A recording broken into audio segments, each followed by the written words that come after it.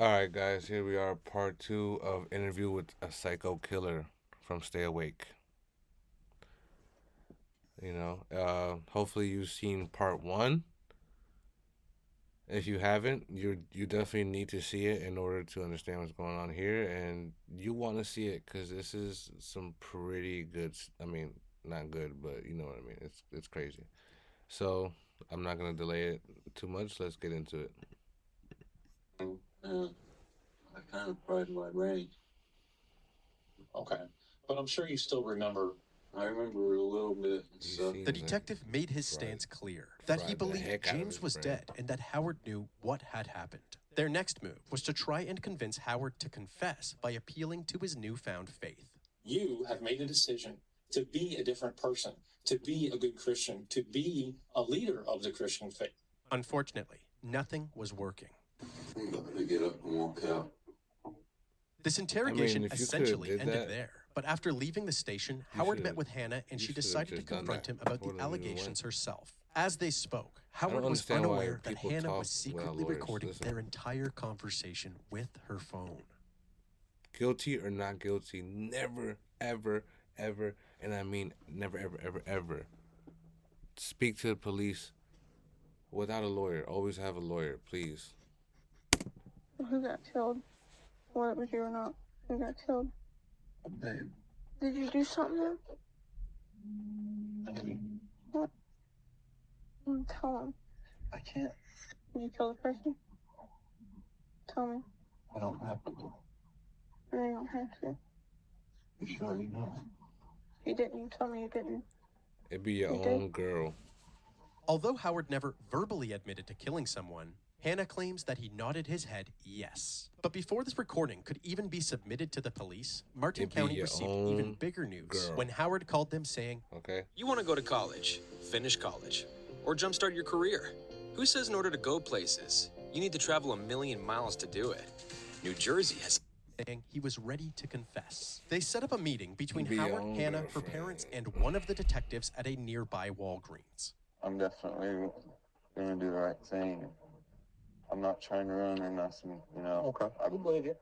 Right after saying this, Howard was advised by Hannah's parents not to speak without legal representation. When the Yeah. lawyer arrived, he advised Howard to hold off on talking until they discussed late this now. decision. Everybody parted ways, but Howard's troubles were far from over. After his Dug a college was hole and informed of the allegations, laid his in. enrollment was terminated. College president Daniel Stetler released a video statement addressing the community about the recent developments. When he shared the incident with us, we realized it was very serious, and we told him that he could no longer continue as a student at Hope Sound Bible College. We urged him to go back to North Carolina and make confession to the proper authorities. Soon after this statement went public, Fayetteville prosecutors decided to offer a plea deal to Howard. Do not go to church to confess your crimes. Clearly. They will not protect you or help you or keep it a secret. Okay? Whatever you've ever been led to believe, don't go to church to confess your crimes. I mean, if you sound a little bit of whatever, fine. But murder, no. Keep it to yourself. For a 15 to 20 year sentence for second-degree murder. Howard agreed. He drove all the way from Hope Sound to Fayetteville on the day of his hearing. But once he got there, he got cold feet and went back to Hope Sound. The same thing happened a year later, in December of 2017, when prosecutors gave him an ultimatum. Come back to Fayetteville and confess, or they would proceed with a trial. Howard complied, once again returning to Fayetteville, but once again course he did. disappearing. This time, he didn't head back to Well, Hope it's Sound. great. His whereabouts were unknown. Even the public defenders representing him had no idea where he was. They contacted the Violent Criminal Apprehension Team, and within 48 hours, Howard was located and arrested near the tiny town of Randleman in North Carolina. Investigators learned that 2 days before Howard was found, he and Hannah, who is now 18 years old, had driven to Johnson County to tie the knot at a local courthouse. Now that they were married, Hannah had spousal privilege, meaning she would not have to testify against Howard during the trial. But this ultimately didn't matter, because after being taken into custody, Howard officially accepted the plea deal. The plea deal required a full confession, so they brought him into the interrogation room for a final interview. I don't know. I did what I did. According to Howard, on the day James was Listen. killed, they left work and stopped at a liquor store. Like I said in part one, this guy does not care. He's over here now. He's crying. The drugs must have worn off or something because you guys seen how he looked in part one. Okay, he could barely contain his enjoyment. He was all like, with this look on his face, like no. Now he's crying. Save it, buddy. Shouldn't have killed somebody.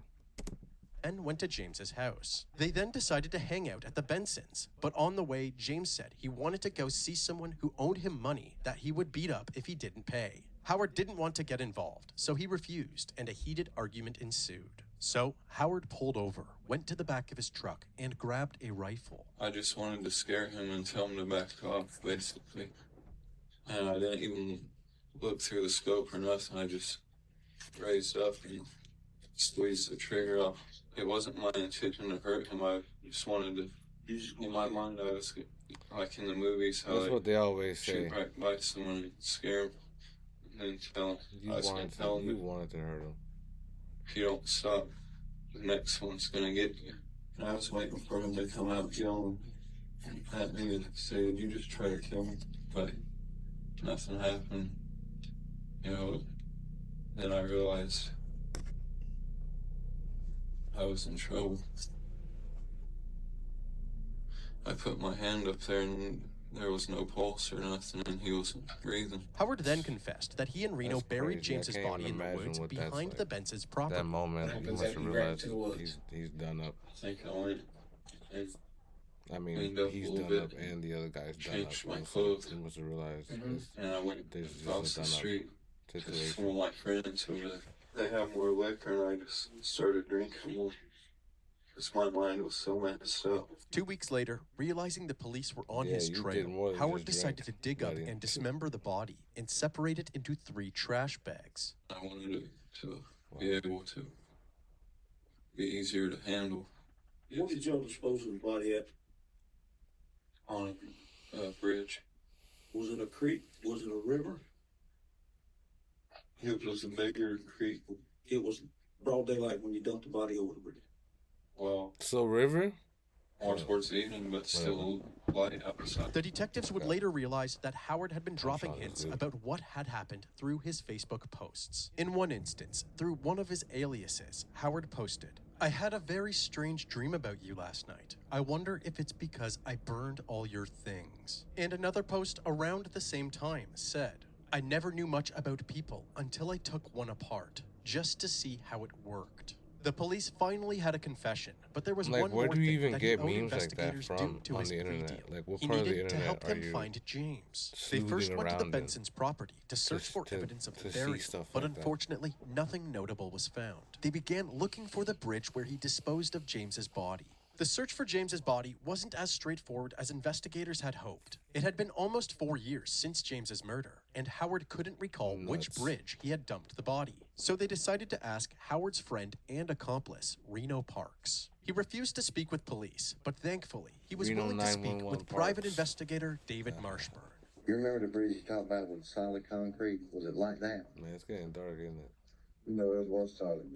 But there was no metal guardrail. No, there wasn't anything.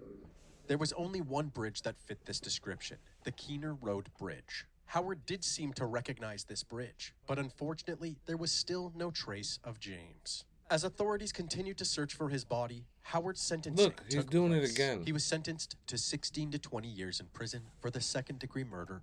Took place of James. He's doing it again. As authorities continued to search for his body, Bam. Howard's sentencing took place. He was This sentenced guy to does not 16 to care. 20 Throw years him in away. prison for the second-degree murder of James Chambers.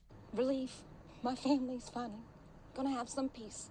On February Rest in peace to 21st, that man. 2018, Howard's sentence R.I.P. began. James. He currently resides at the Columbus Correctional Institution in Whiteville, North Carolina. To this day, James's body has not been found.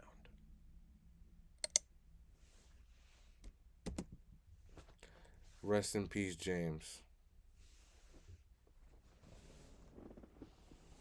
See you guys next time. Peace.